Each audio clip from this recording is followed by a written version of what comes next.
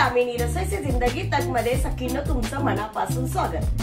सखींनो, आज आपण सुरण कांद्याची भाजी करणार आहोत। ती म्हणजे मटनला आपण पाठी पाडेल अशी छान भाजी बनवूया। सखींनो, मी 2 महत्त्वाच्या टिप्स देणार आहे, तर त्या तुम्ही शेवटपर्यंत व्हिडिओ बघा म्हणजे तुम्हाला कळेल। तर चला सखींनो, तर आपण साहित्य बघूया। ही आहे सुरणाची कंद। ही कंद कशी असतात ती बघा। ही सुरणाची कंद आहेत। ही बघा, ही अशी साल असते वरती, आपण ती काढून घेतलेली आहे आणि गोल अशी कंद आहे। ती साल काढल्यामुळे एकदम पांढरी पिवळसर अशी पांढरी शुभ्र आहेत बघा, छानशी। तर हे ह्याच्यात खूप माती असते, आपण ना एक 15-20 मिनिटांना पाण्यात भिजत ठेवायची ही आणि मग ती काढायची। आणखीन एक, या कंदामुळे खास सुट्टे म्हणून तेल लावायचं आणि मग कापायचं, नाही तर आपल्या हाताला खास सुट्टे याच्याने। तर ही आहे सुरणाची कंद। त्याच्यासाठी लागणारं साहित्य आपण हे टोमॅटो, कांदा, हळद, मीठ, घरगुती मसाला आहे, तिखट मसाला आहे, आपण मटनसाठी जो गरम मसाला वापरतो तो, सुकं खोबरं मी खिसून घेतलेलं आहे, हे धना आणि जिऱ्याची पावडर आहे, एक कोथिंबीर आणि कोथिंबीरीच्या काड्या घेतलेल्या आहेत, हे मी उभा चिरून घेतलेला कांदा, लसूण, आलं, कढीपत्ता आणि तेजपत्ता। तर हे होतं आपलं साहित्य। हे बघा, हे कंद आहेत की नाही, तर आपण काय करणार आहोत, त्याचे मटन सारखे आपण तुकडे करणार आहोत। हे मटनला पण पाठी पडेल अशी भाजी इतकी सुंदर आहे। आणि ही कंद मला गावावरून दिलेली आहेत एकाने, माझ्या मैत्रिणीने, तर त्याची आपण आज भाजी करणार आहोत। तुम्ही छोटे मोठे कसेही तुकडे करू शकता।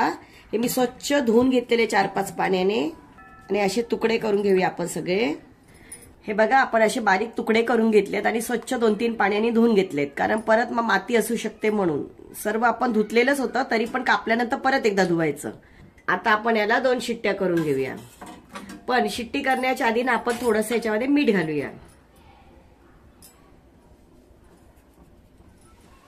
आणि थोडीशी हळद।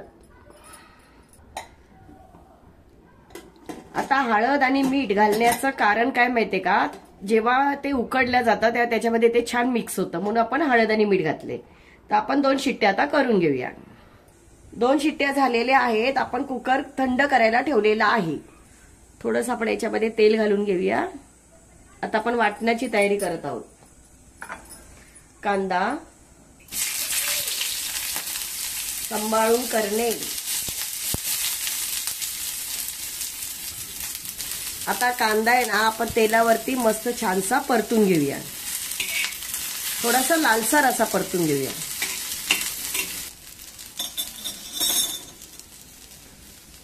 कांदा परतून झालाय, त्याच्यामध्ये आपण खोबरं परतणार आहोत। म्हणजे कसं माहितीये, खोबरं आहे ना जळत नाही, कारण खिसून घेतलंय ना, तो करपल्या जात नाही, कांद्याबरोबर छान परतून होतो।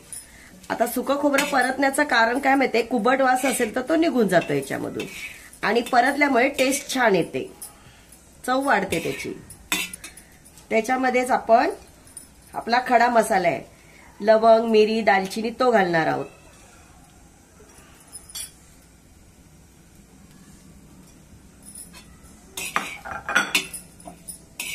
आणि आता आपण गॅस बंद करून घेऊया। हे आपलं वाटण थंड करण्यासाठी आपण ठेवूया। त्याच्यामध्येच अद्रक आणि लसूण घालून घेऊया। अद्रक आपण थोडंसं घालणार आहोत आणि लसणाच्या 4-5 पाकळ्या। त्याच्यासोबतच त्या कोथिंबीरीच्या काड्या बघा, फ्रेश आहेत, तर त्या काड्या घालणार आहोत। वाटणामध्ये फार छान लागतात त्या, चव छान। खरं तर कोथिंबीरपेक्षा त्यांच्या देठांना जास्त चव असते। आणि थोडीशी कोथिंबीर। आता हे थंड झाले की आपण वाटण वाटून घेऊया। आपलं वाटण आहे की नाही, छानसं बघा वाटून झालेलं आहे। आता तुम्हाला हिरवा कलर दिसतो तो कोथिंबीरमुळे दिसतो। आणि आपलं कुकर पण थंड झालेलं आहे बघा। सुरण मस्तपैकी झालेलं आहे, हे बघा, सुरण मस्तपैकी शिजलंय। 2 शिट्ट्यामध्ये छान शिजतं, आहे की नाही बघा। फोडणीची तयारी करूया। ह्याला जरा तेल थोडं जास्तच लागतं।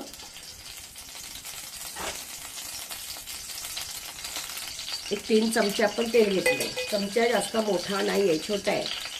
तेल छान तापलेलं आहे। थोडीशी फोडणीसाठी मोहरी,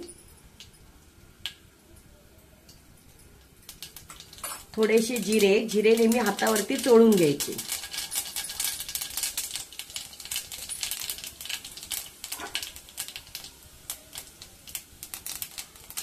तेजपत्ता,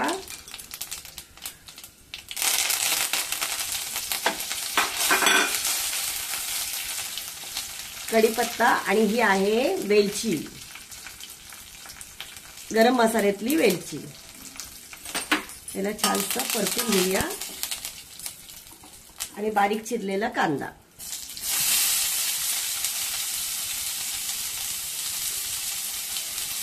कांदा छानसा आपण लाल करून घेऊया. कांदा मस्त लालसर झालाय, त्याच्यामध्ये घालायचे टोमॅटो. आणि टोमॅटो शिजण्यासाठी थोडंसं घालणार आपण मीठ. आता आपला टोमॅटो कांदा मस्तपैकी शिजलेला आहे. आपण वाटण टाकूया.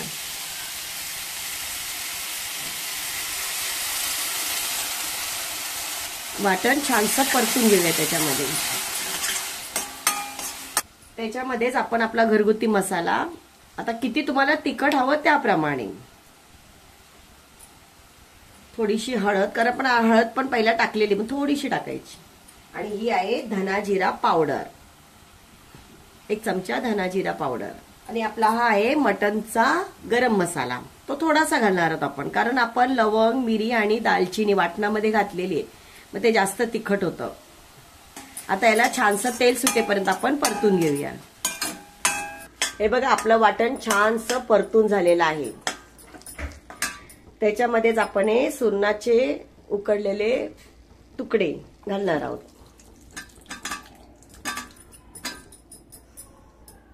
तर आपल्याला थोडासा रसा पाहिजे ना, तर आपण हे त्याचंच हे गरम पाणी मी वाटणामध्ये घातलेलं आहे, म्हणजे याच्यातलं वाटण पण आपल्याला घेता येतं.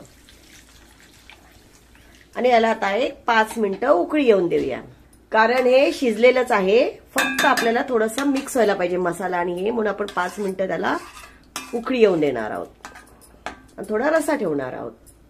आता बघा याला छानशी उकळी आलेली आहे, तर आपण एक 5 मिनिटं ना याला वाफेवरती शिजून देऊया.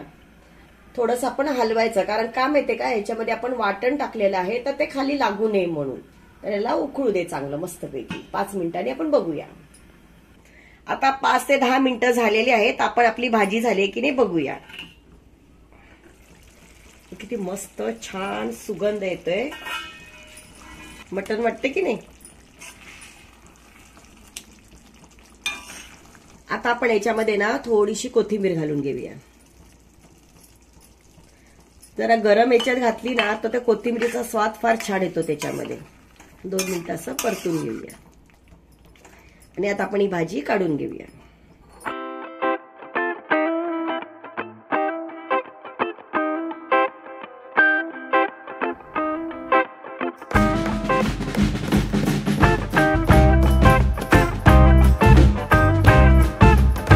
आपली भाजी पण तयार झालेली आहे. आपण ताट पण तयार केलेलं आहे. याच्यामध्ये तुम्हाला 2 टिप्स देते. पहिली गोष्ट म्हणजे आपण जेव्हा सुरणची कंद किंवा सुरण ज्यावेळेस आपण कापतो, तर त्यावेळेस ना नक्की हाताला तेल लावा, म्हणजे ते आपल्या हाताला खास सुटत नाही, कारण सुरण आणि आळू हे आपल्या हाताला खास सोडते.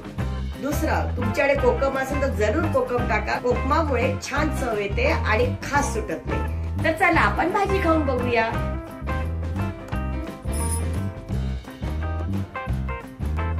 ही भाजी भातावर आणि चपातीवर दोन्हीवर पण फार छान लागते.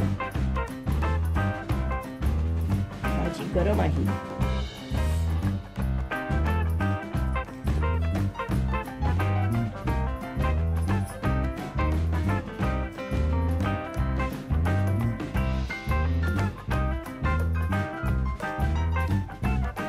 भाजी गरम आहे. भाजी खरोखर इतकी सुंदर झाली ना, मटणाची चव आहे त्याला, मटणाची मस्त. तुम्ही अशी करून बघा आणि मला कमेंट मध्ये सांगा. आणि माझ्या चॅनलला लाईक, शेअर, सबस्क्राईब करा. थँक्यू.